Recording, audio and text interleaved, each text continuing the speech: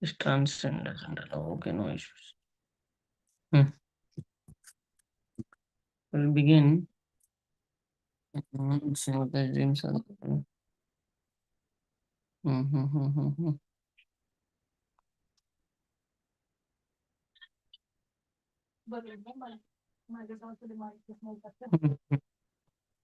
Uh, we had completed till here, I guess. That right does not belong only to the human beings. Rather, according to Bhagavad Gita, that right belongs to all living entities, regardless of whether they are in the bodies of human beings, animals, trees, birds, beasts, insects, or whatever.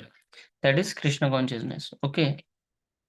Because everyone, mama evanchu jiva loko, jiva bhuta sanatana. So we will continue reading further, reading from teachings of Queen Kunti, verse number 9.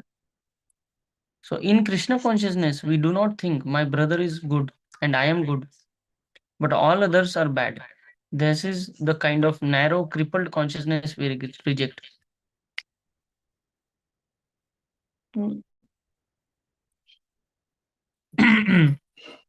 Rather, in Krishna consciousness, we look equally toward all living entities. Instead, in Bhagavad Gita 5.18, Vidya Vinaya Sampanne, Brahmane Gavi Hastini, Shuni Chaiva Shwapake cha, Panditah Samadarshina. The humble sage, by virtue of true knowledge, sees with equal vision a learned and a gentle Brahmana, a cow, an elephant, a dog, and a dog eater, outcast. So, see, this is a very nice verse wherein Prabhupada is quoting equal vision of Vaishnavas, how Vaishnavas should see everyone with equal vision. Now, in the current political or global scenario, you see what are the major issues or what are the major topics because of which there is disagreement in this world. Either on the basis of religion, you are Hindu, I am a Muslim, Christian. There are a constant maximum amount of warfare, maximum amount of killings or genocide has happened because of on the basis of religion. Christians fighting against Muslims, Muslims invading whole world and all that. So fight is always on the basis of my ideology versus your ideology. And on the slightly lower level, there will always be conflict between what? On the basis of race. I am white and you are black. Black people fighting against white people. So based on color, ethnicity, then there will be fight against because of what do you call? Wait a minute, I got. Baba, Prabhuji.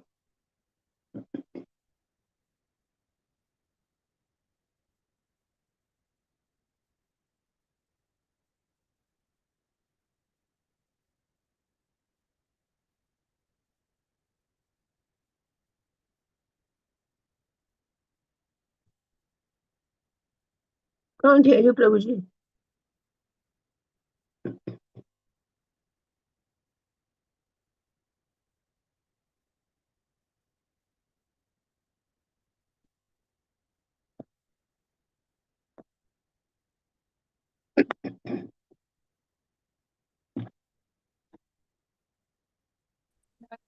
Sorry, I had to attend to that.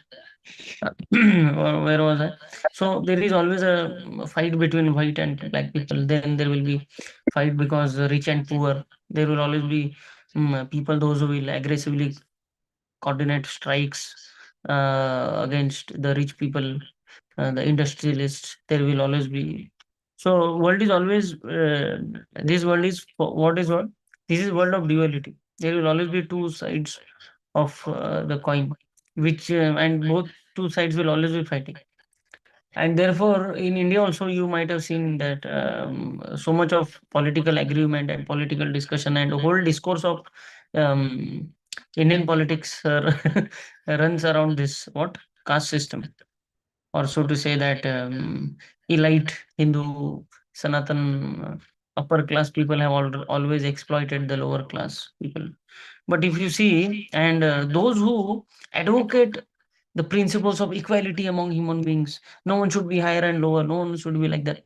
So people generally consider them as icons of human saviors. They people look at them as saviors. So they think the Vedic system does not have that concept of equality.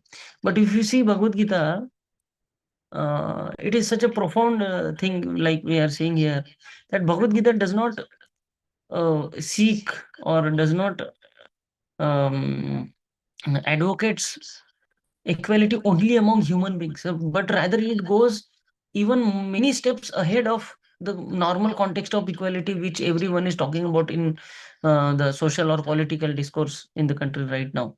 But rather Bhagavad Gita talks of equality not just about human beings, but rather even among animal society, or so to say all living entities. Vidya Vinaya Sampanne, a Brahmana, Vidya Vinaya Sampann, who is a Pandit? Nowadays, for any politician, Prabhupada used to say, किसको भी Pandit Nehru, anyone with even no proper character, with no proper attitude, with no proper, you can't call anyone a pandit. Here is the definition of who is a pandit.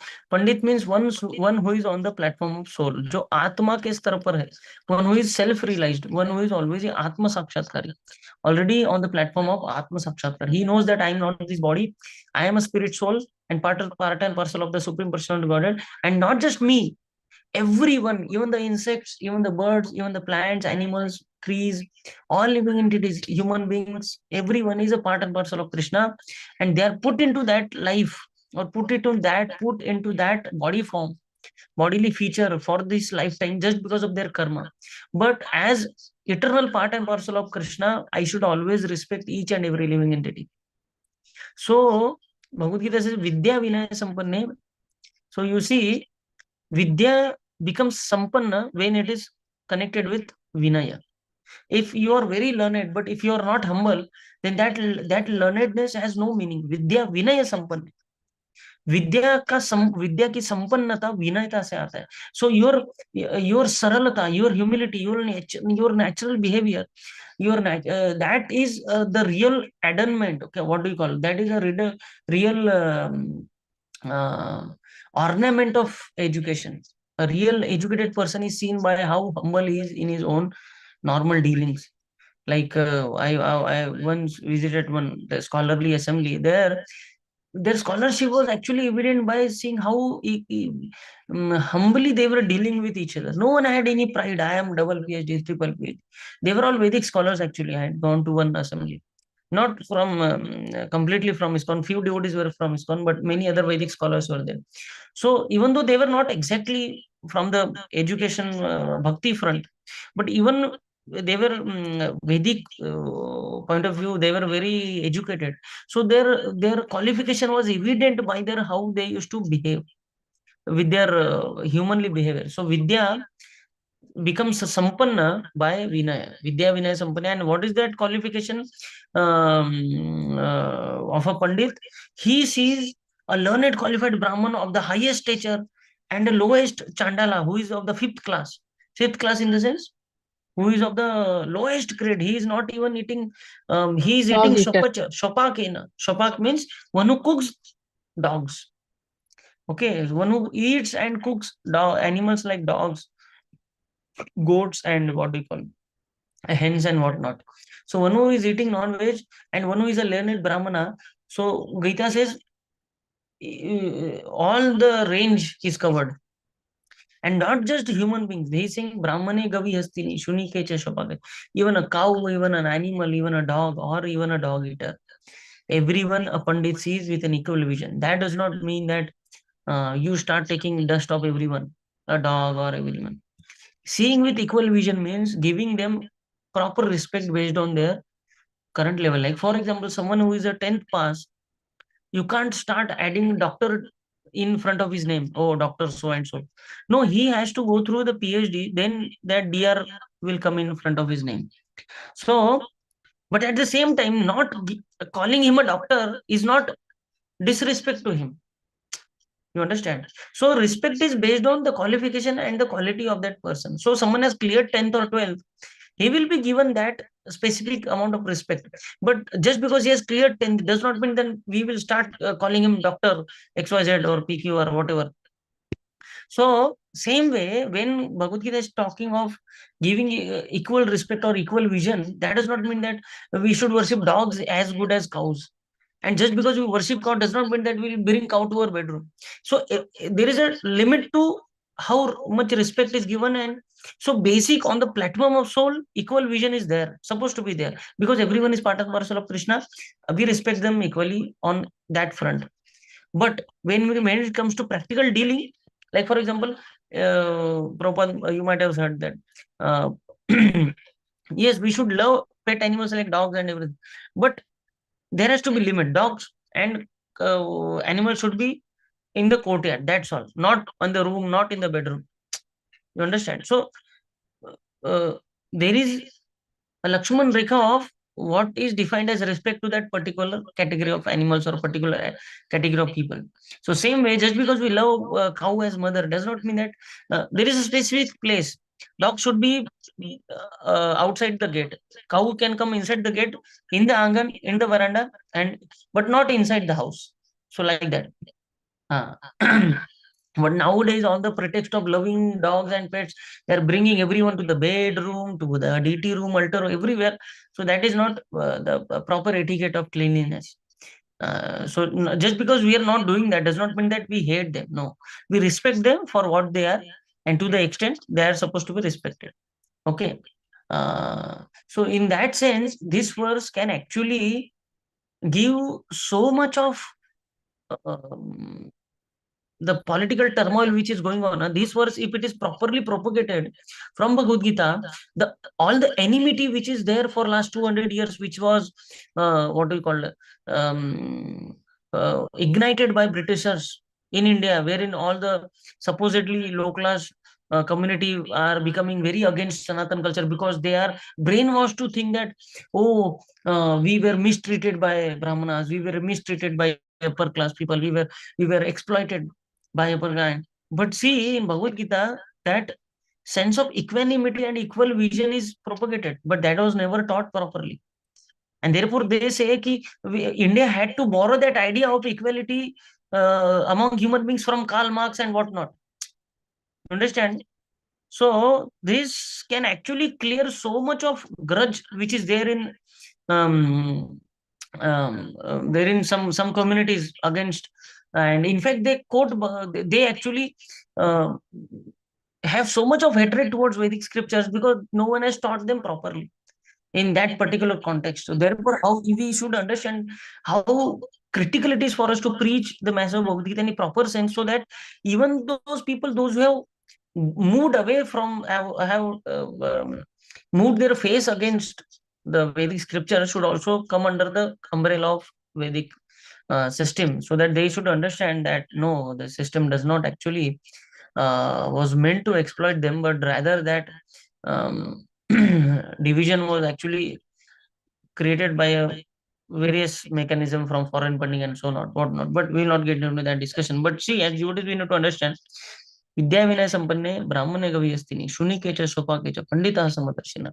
So whenever if someone of that mindset comes to me and says, "Oh, आपके शास्त्रों में तो क्षुद्रों का अपमान किया," अरे बाबा, क्षुद्रों का छोड़ो, कुत्ते बिल्लियों का सम्मान करने को बोल रहे Bhagavad Gita. What are you talking of disheartening or disrespecting a human being? Bhagavad Gita is talking of respecting even every living entity, what to speak of human beings. So those who are doing it are not under the guidance of Bhagavad Gita. So don't malign, don't what do you say? Bhagavad Gita को अपमानित मत करो. Don't disrespect Bhagavad Gita just because you have not read them. There are multiple verses in Gita wherein Krishna speaks of Ajata Shatru. One should be equal vision with everyone, equal vision, equal respect for everyone. Some what do you call,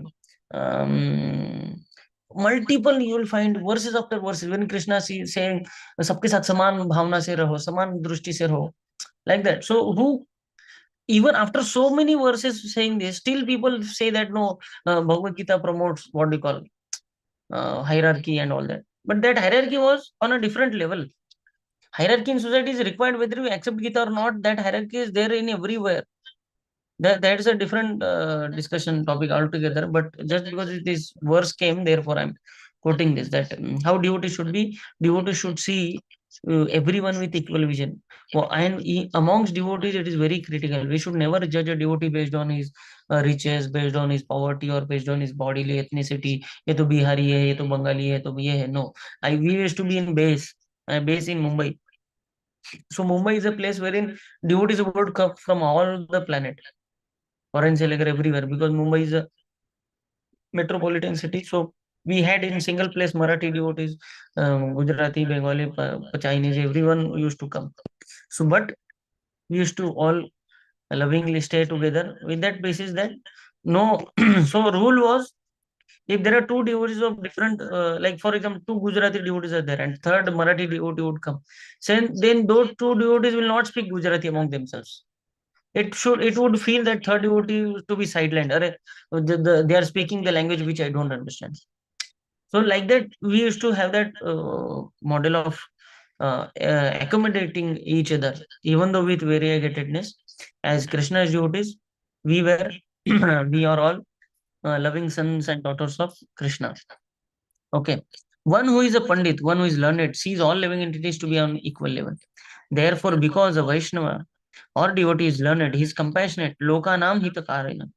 This is line from which verse, you know? Lokanam hitakarino. Prabhupada is quoting what you all know. Prabhuji from Third Lokanam Goswami, hitakarino Ashtakam. tribhuvane. No one knows. This is from. Prabhuji, Tanvi Pranam. Prabhuji, it is from that Shad Goswami Ashtakam. Ah, very nice, very nice, very nice. Very, very beautiful poem this is. Shad Goswami Ashtakam. Actually, uh, ideal how a devotee should be. It's a very nicely explained in that. What is that? What is the first line of that? Krishna Kirtana Gana Nartana Paro Premamrita Sadharma Bhuvani. Samstapako. This Nana Shastra. You are all able to see my screen, na?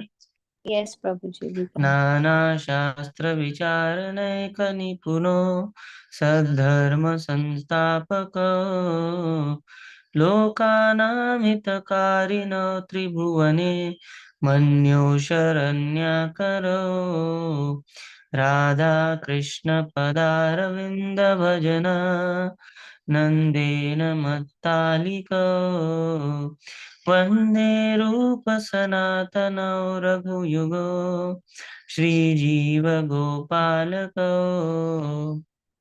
What is he saying? मैं श्री रूप सनातन उन छह Hare गोस्वामियों की Krishna, Vandana. Prabhuji. Is it in Yes. English? Okay, sorry. We will. I don't know if there is language. English है क्या इसमें? Let me see setting. Hey, it is English is there. Sorry. You're able to see? Nana Shastra Thank you, Vichara Prabhuji. Naika Nipuno. They are glorifying Shad Goswamis. What is it? Nana Shastra? They have taken Sara of all the various scriptures. It's not that they have only read Bhakti. No, you see, Rupa Goswami has written Upadesh Amrut. You know where he has taken that verse? Which one? That the first verse. Vacho Vegam Manasa Krodha Vegam Jiva Vegam Udara Upasu. He has taken it from Patanjali Yoga Sutra. That means Rupa Goswami had thoroughly studied even the Vedanta Sutras, Patanjali Veda Sutras, Mimamsa Shastras, and so many other scriptures. So they were all Nana Shastra Vichara Naika Nipuno.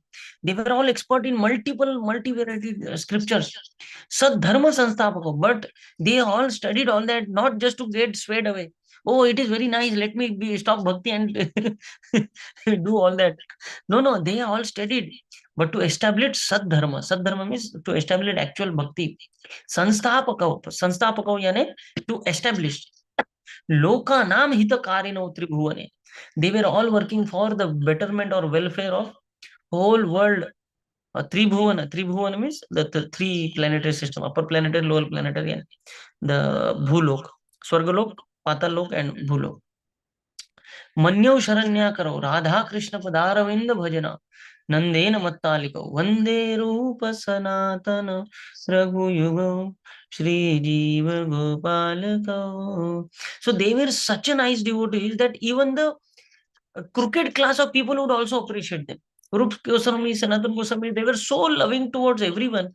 Even the most biggest dacoits of that time in Vrindavan area, even they used to have so respect for them. अरे नहीं नहीं सनातन गोस्वामी हमारे बाबा जी उनको they we will not touch him so like that I offer my respectful obeisance to the six Goswamis, namely Sri Rupa Goswami, Sri Sanatana Goswami, Raghunatha.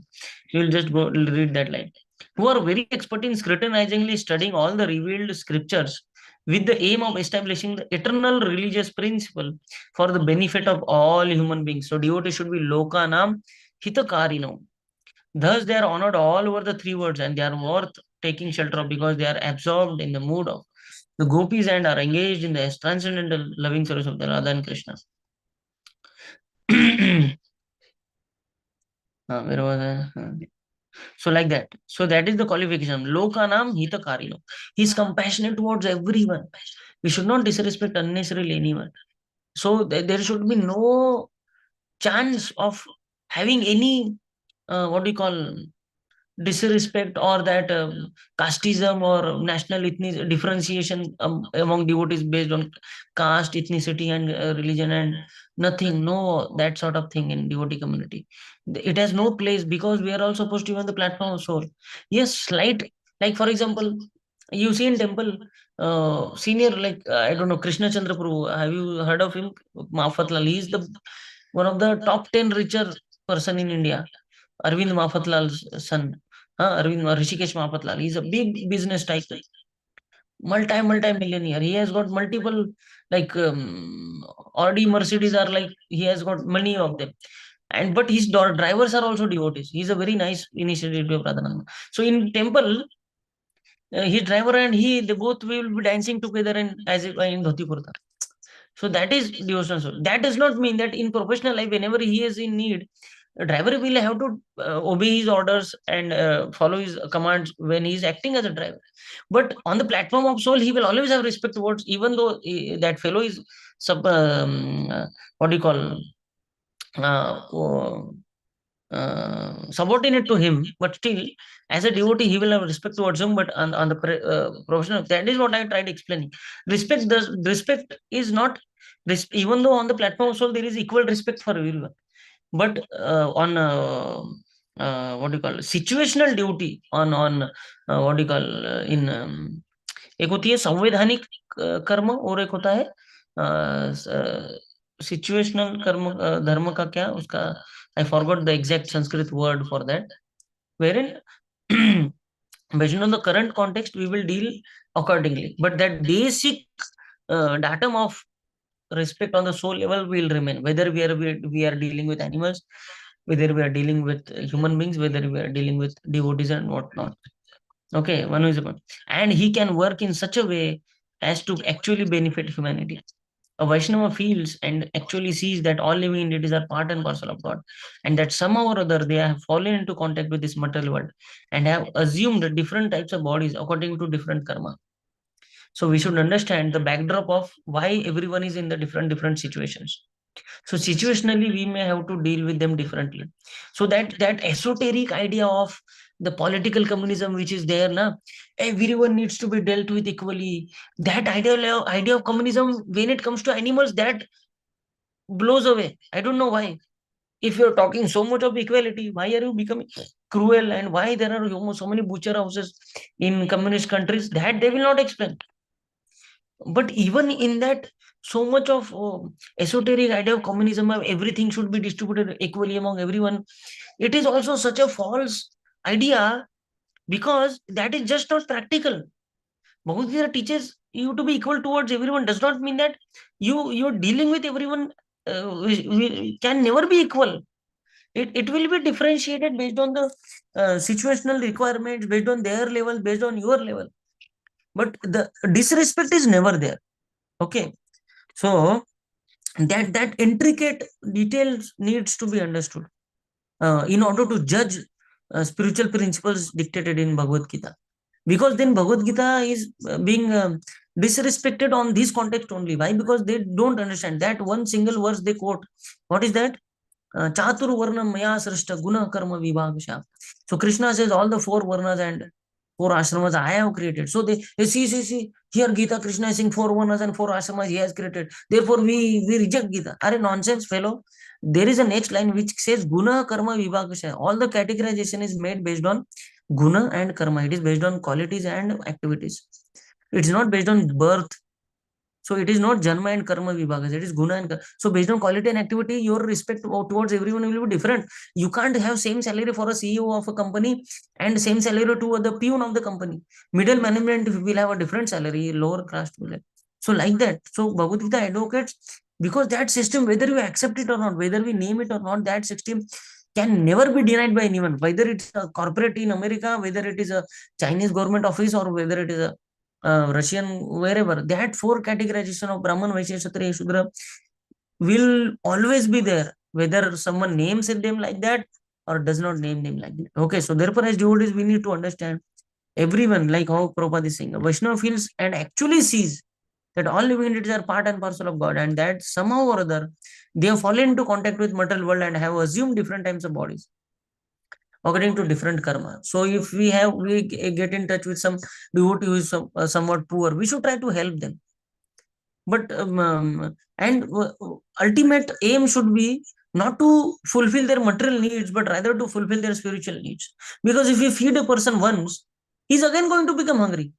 So your feeding once has not solved his eternal problem. But if you feed that person prasad, so even though his that single hunger is pacified or satisfied, and also he has achieved gained some spiritual credit.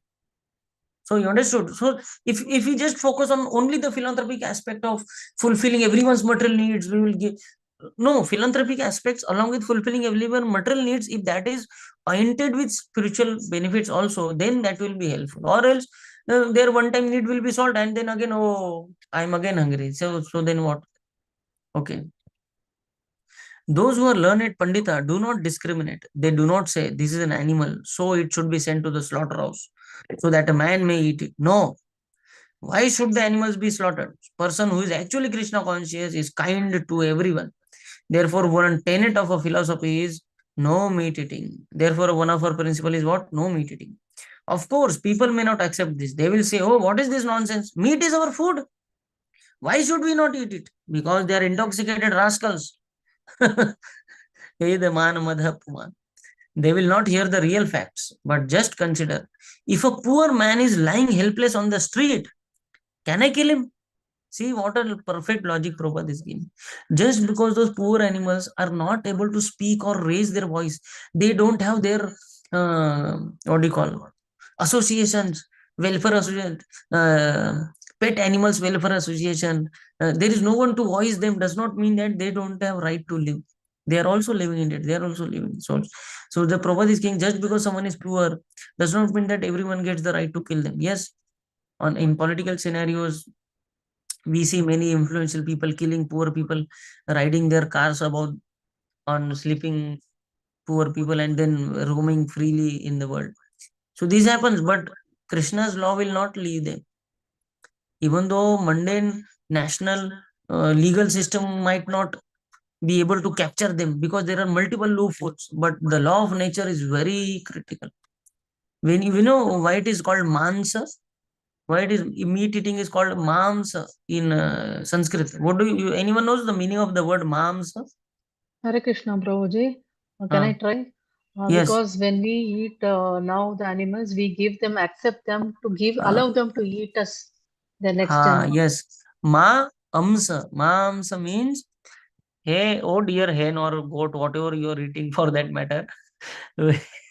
When you say I am eating mans, mans means mams, that I give you right to kill me in the same way I am killing you to satisfy my tongue, so that in next life I will become a goat or a hen or whatever pet animal you want to kill, and then you will also be given right to kill me the same way I am killing you this time. So the word mans itself means giving the right of killing oneself in the next life. Okay. So Prabhupada is saying, if a poor man is lying helpless in the street, can I kill him? Will the state excuse me? I may say, I have only killed a poor man. There was no need for him in society. He was not contributing anything. He was a poor laying fellow beggar. What? Why should such a person leave? But will the state excuse me? Will the authorities say, you have done very nice work? No, the poor man is also a citizen of the state, and the state cannot allow him to be killed. Yes, because of the politics and the corruption, many times state overlooks such killing of poor people, but that does not mean that the law book allows that to be happened. Now, why not expand this philosophy? The trees, the birds, and the beasts are also sons of God. If one kills them, one is as guilty as one who kills the poor man on the street. In God's eyes, or even in the vision of a learned man, there is no discrimination between poor and rich, black and white. So when we come on the platform of soul, can you imagine all the conflicts in this world which are going on will end actually? Because when we see I am part and parcel of Krishna, everyone is part and parcel of Krishna. Our tendency to lord it over, acquire so much. I want all the resources of material world. I want everything riches, everything. I want all the gold. I want all the lithium. I want all the semiconductor. The whole fight is going on for what? Oil, water, superconductors, semiconductors, and whatnot. All the global reserves of all these are limited. Diamonds reserves are limited, gold reserves are limited, so therefore oil reserves are limited, so all the fight is going on. But once everyone understand, so they will not take beyond what is our need. Okay, but because this preaching is not there, therefore all the conflicts will continue as long as this Kali Yuga is there, and material world ultimately is going to degrade only. But that does not mean that as devotees we should and lie down and think, oh, this is going to be Kali Yuga only. People are going to get degraded day by day. Why the hell I should worry about all? No. Just because Kali Yuga was going to come, that does not mean that Pandavas did not strive to establish Dharma. Krishna is saying the impact of Kali Yuga will come. Dharma will degrade. That is a secondary part. But as long as we are there in this lifetime, we should always try to uphold Dharma as much as possible. So our success does not lie in making whole world into religious, Krishna conscious, everyone. No, try to create our own surrounding more dharmic, more bhakti oriented, more Krishna conscious. That is success of our life. Whole material world might be running towards hell in the jet speed, but as devotees, as much as our influence is concerned, we should try to uphold and try to hold, at least reduce the speed of world going towards hellish life as much as possible. So that much we should do. So because one level of lethargy which devotees get into is what? Oh, how much ever you try, Prabhuji, adharma is going to come only na. कलयुग में तो इतना क्या करने का? अरे प्रभु जी तो दिन प्रभुपाद इतना मेहनत करके क्यों गए रहते थे वृंदावन छोड़ के? He was happy chanting his own rounds, japa in Rup Goswami Samadhi. His back to God, it was guaranteed.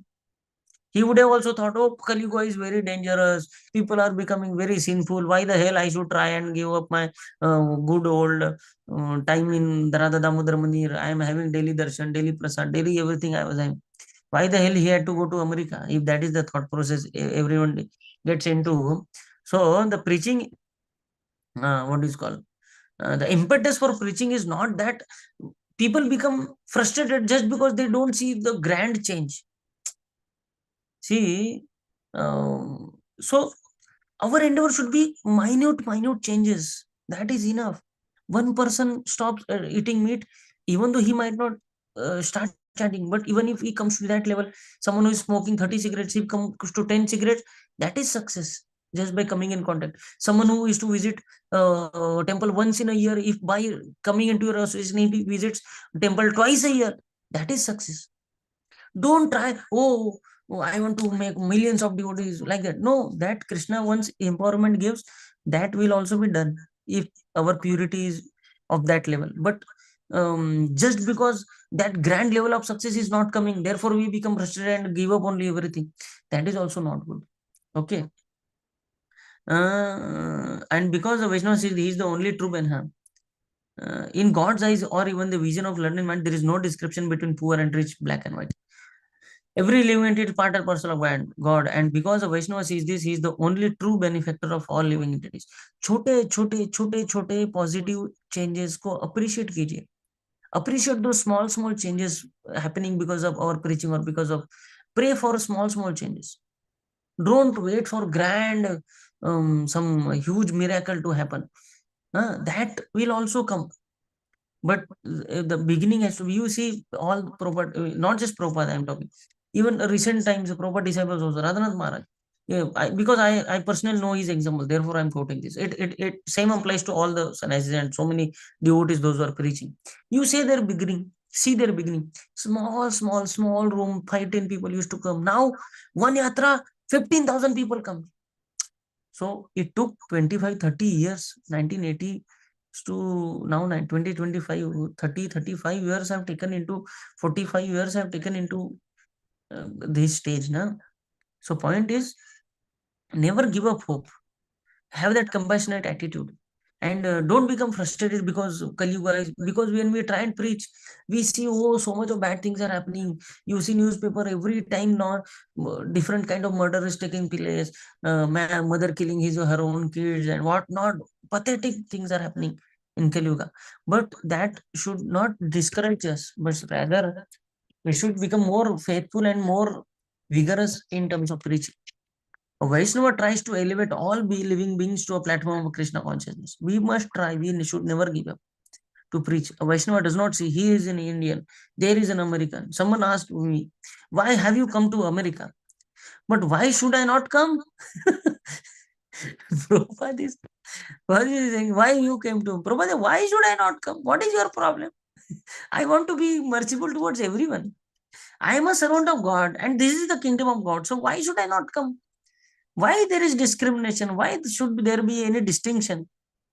To hinder the movements of devotees is artificial. To say that devotee, you can't come here, you can't preach here, you can't do it, this is artificial.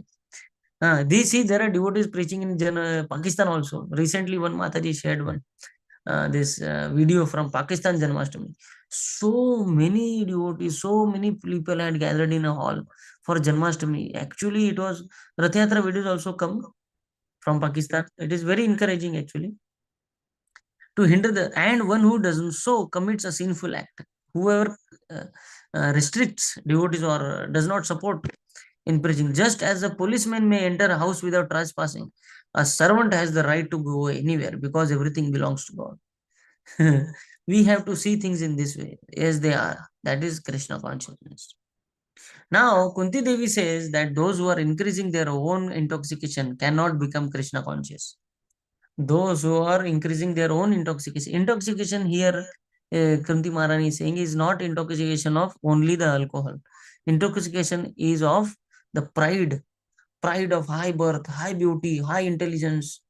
That is also intoxicating. One time, if alcohol's intoxication will go away within 5-6 hours, but the intoxication of pride and intoxication of high birth, intoxication of high intelligence, intoxication of high qualification, I am from this high reputed institute, I am working in Google, I am working in whatnot, I am working on here XYZ.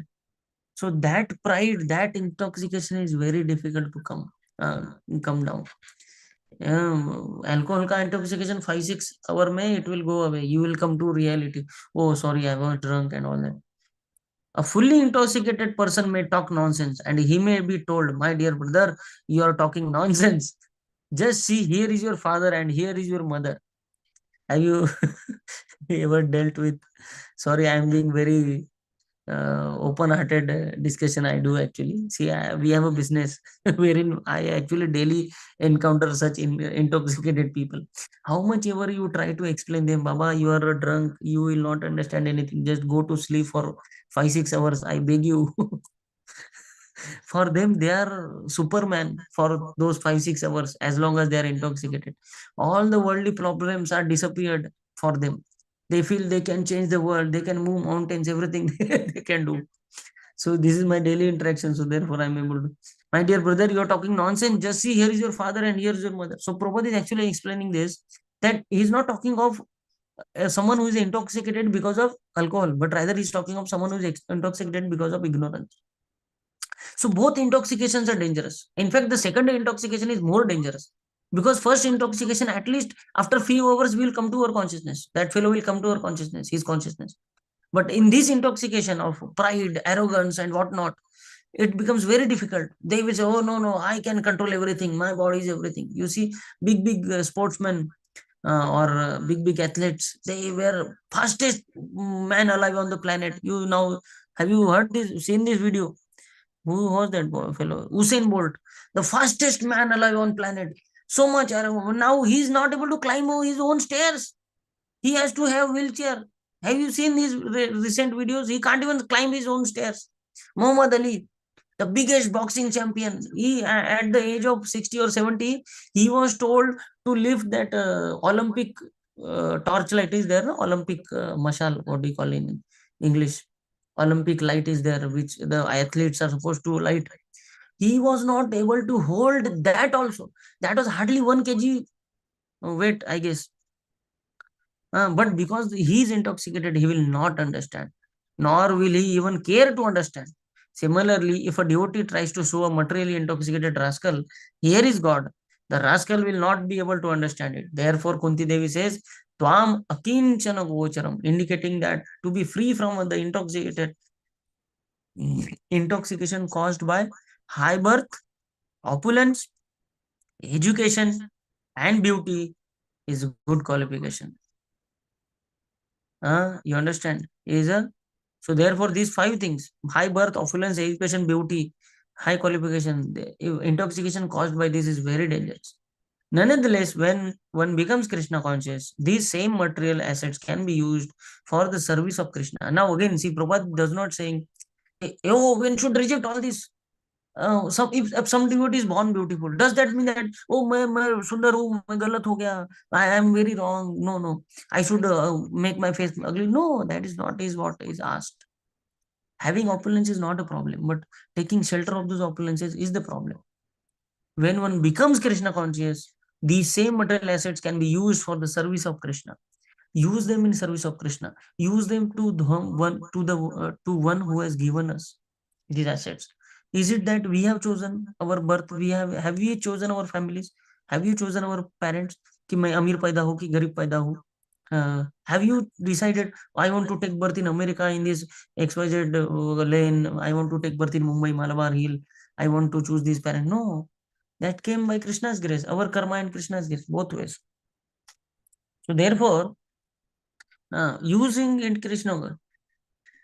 For example, the Americans who have joined the Krishna consciousness movement were materially intoxicated before they become devotees. But now that their intoxication is over, their material assets have become spiritual assets that may be helpful in furthering the service of Krishna. You see, there was an Australian model, Australian heroine actually. She was so beautiful that she was featured in several magazines, Vogue magazine, whatnot. So many filmy magazines. She was a very famous model. She was actually traveling from Australia to US. In between, she landed in Europe. She had a flight takeover. Some hours she was there in 1970s. So somehow she got connected to some friend and something, and then she was invited by someone to meet Prabhupada. She hardly had 2-3 hours of wait time. So I think it was Europe or London. I don't exactly remember the place. But then she came to meet Prabhupada, and devotees introduced Prabhupada. She's the most famous model of Australia. She's very Hollywood queen and whatnot. Devotees were like, "Oh, she came to meet Prabhupada. That will become a new sensation." Prabhupada, oh, so she came. She came and offered. Somehow she had some sense of respect towards Prabhupada. So she came and she offered obeisances, and Prabhupada said, "So you're traveling alone. You're a young girl. Why are you traveling alone? People will exploit you." So she was actually taken aback. She felt that, oh, this Swamiji is so worried about my personal means. Actually, she felt such a fatherly love from Prabhupada. And Prabhupada said, in Vedic times, young girls should not travel alone. They should be under protection of either their father in their young age, husband in their, father in their childhood, husband in their young age, and sons or daughters in their old age. But you are alone and not married and traveling also alone, it's not good. Then they had discussion and so many other things. And that Mataji was so enamored, that model was so enamored, she later became an initiated disciple of Prabhupada. You will find many articles also that Mataji was Jagat Tarini Mataji. And she later got married to Bhurijana Prabhu. Have you heard of Bhurijana Prabhu? Bhurijana Prabhu? Yes, yes, Prabhu. He is a very senior Prabhupada disciple Bhurijan Prabhu, he is known for his book called Japa. He has written a book, a memoir, Japa book. Amazing proper disciple. He takes what do you call Govardhan mein, in Govardhan he takes annual camps on Japa retreats along with Sachinandan Swami Maharaj and Bhurijan Prabhu and two, three other proper disciples. They take very introspective camps. They take 2, 3 days. They take participants and detailed discussion on holy name. They take everyone to Govardhan Parikrama and then they chant. And very nice actually. Anyone guy has a chance, please do attend Bhurijan Prabhu's Japa retreat if possible. Means I have also not done. Actually, I have heard from so many people. I have heard his lectures in Gopinath in Mumbai when he used to come. Very amazing dude. So later on, Prabhupada got both of them married. And there was, again, after a few years, when she actually gave up all the modeling and everything and she became devotee. And once while in the temple, she was actually washing pots, covered her head in the sari and everything. And some reporter came and he took his her photograph. Oh, this famous model from Hollywood, she's now washing pots in Hare Krishna Mandir. That article is also very famous. Point I'm talking is that having high birth or high beauty or everything is not a problem, provided we use them in Krishna service. Then same all these American disciples, they had all the beauty, all the riches, and so many things. They dedicated everything in Krishna service. So whatever we have, don't think I don't have this, I don't have this. No, whatever Krishna has given us, try to serve Krishna in that way. And moment you serve completely with whatever Krishna has given you, then Krishna will give you more. So Maharaj used to say, Radhanand Maharaj, there was a time when there was only 10 by 10 room. So Maharaj used to preach there.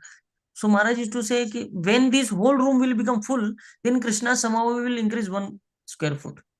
Like that. So if Krishna has given you 100 square foot, then use it completely for preaching. Then Krishna will again give 100 square foot more. So that is how it goes on expanding. But if you are not using completely what is already given and just complaining, oh, until unless I don't have 500 square foot area, how will I be giving class? How will I start preaching? No. How much your small space we have, start there, and then slowly things will increase. Now, even in our own example, 2, 3 years back, we started program. We had a small home, very small room. Then devotees used to come. Then slowly, when the what do you call the space was not enough, then some of our Krishna's gram our home changed. Then there was a bigger hall. Then again our home changed. Then the bigger hall. Now we have the hall which has capacity of 800 people to sit and have legs. So then within 3 years we were able to see the. But provided the existing hall needs to be full packed, then Krishna will increase 1 square foot. Then Krishna will increase next square foot. When he sees that whatever is being provided, you are fully utilizing it, then Krishna will increase 1 square foot. Then Krishna. For example, when these American devotees go to India, no, but now that their intoxication is over, their material assets have become spiritual assets that may be helpful in furthering the service of Krishna. All their material assets, their beauty, their wealth, their American birth, everything was utilized by Prabhupada. He used to say, these are my dancing white elephants. See, he knew Indians had the tendency of what is called that inferiority complex towards West. India still has that. Even after 200 years of slavery, Indians are still not gone. That inferiority complex of Westernization is still not gone from the head. They think everything from the West is best. Any beggar from London, if he comes to India and he starts speaking in English, now Indians will give more respect to him, to the beggar from London, because he's white skinned and speaking affluent English, and someone who is black skinned and somewhat Indian version of, but he's very intelligent. People will not give any attention to him. That is the condition even now. So Prabhupada knew this. He knew that anything which comes from the West is best for Indians. So whether it is a torn jeans, a pizza, anything, which they don't see whether it is healthy, whether it is good, whether it is required or not. No, if it is someone from the West is doing it, we will do it blindly, and that is actually blind following. People say your all our religious rituals are blind following, but actually their Westernization is blind following. They are blindly following anything coming from the West. They are eating maida, which is not healthy in India actually. They can sustain it. They can eat daily what is called maida, bread. They Western people can eat. Why?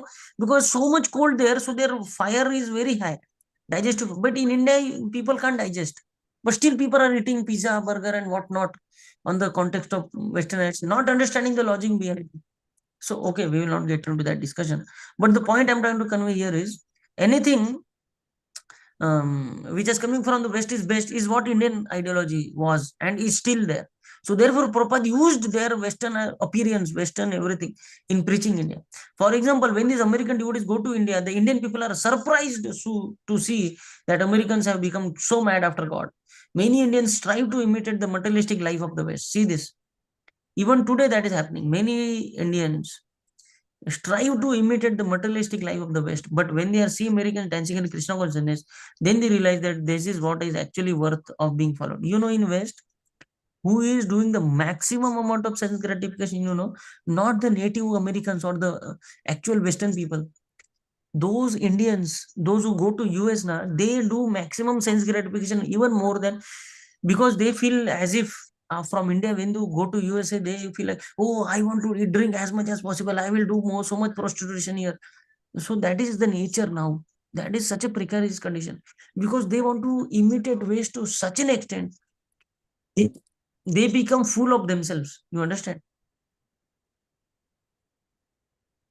So everything can be used in the service of Krishna. If one remains intoxicated and does not use one's material assets for the service of Krishna, they are not very valuable.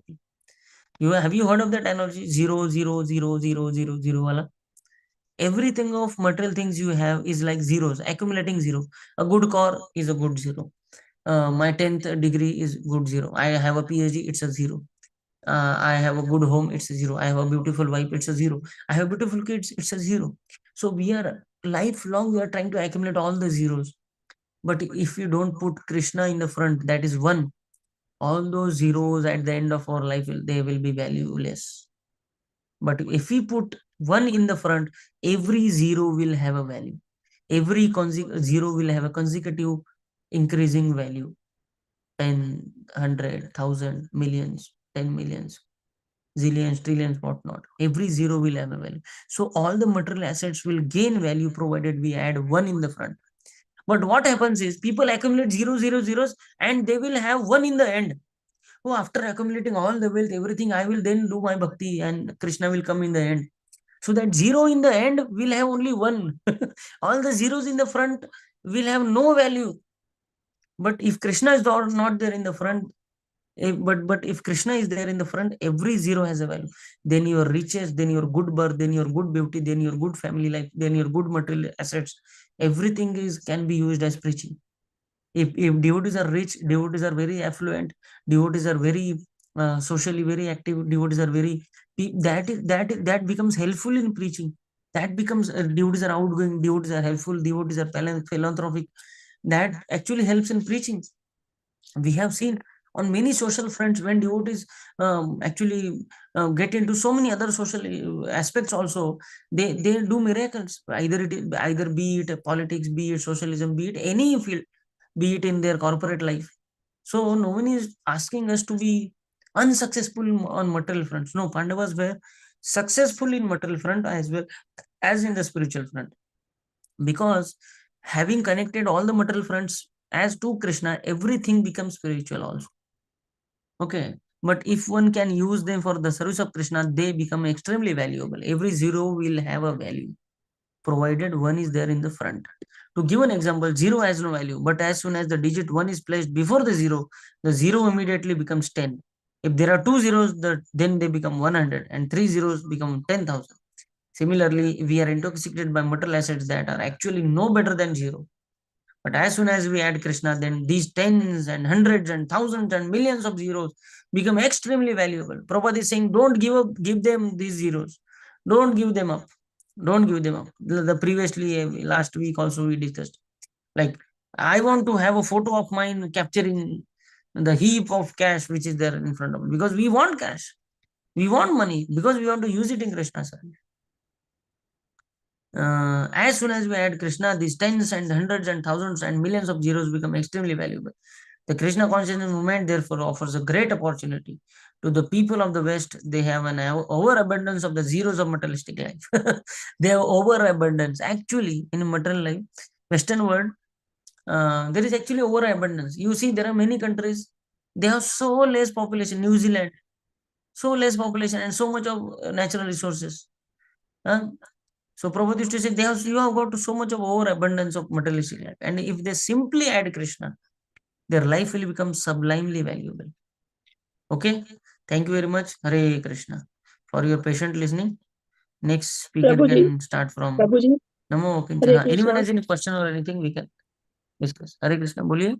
Hare Krishna. No, Prabhuji, what I want to say was, when he went to Vrindavan, I noticed that this Prabhupada's this temple, no, Krishna Balaram temple, is Yes, called yes. it's called Angrezi Mandir.